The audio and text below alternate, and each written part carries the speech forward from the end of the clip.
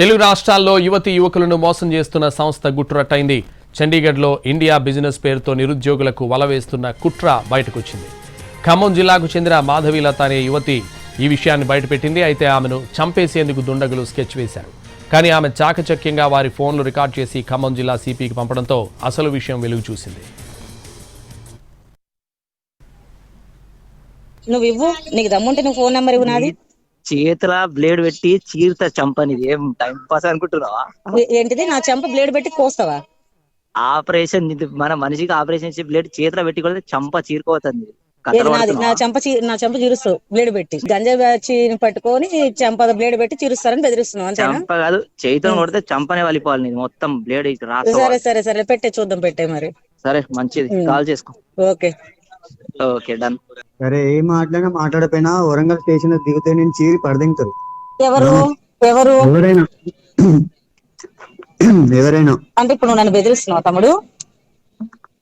ఏహే బెదిరిచ్చుడు జాంతానే ఈ మ్యాటర్ వేసి చూపిస్తాం, అర్థమవుతుందా?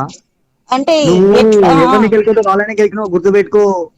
మాటలతో చూపియం, ఏమైనా చేతులతో చూపిస్తాం, అర్థమవుతుందా? మాటలు కాదు నువ్వు చెప్పేది, అర్థమవుతుందా?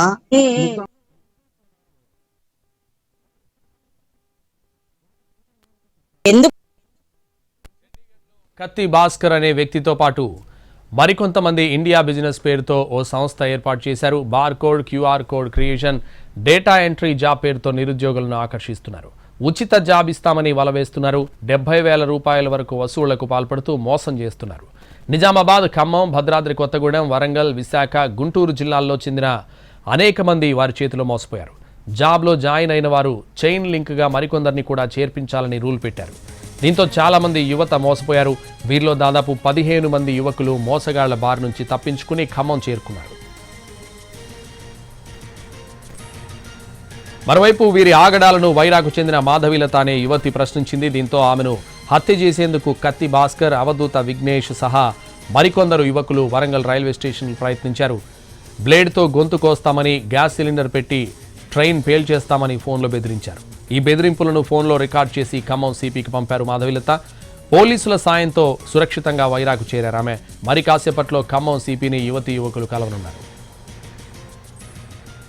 చండీగఢ్, మొహాలీ లాంటి ప్రాంతాల్లో ఉంటూ గ్రామీణ యువతి యువకులను టార్గెట్ చేస్తున్నారు.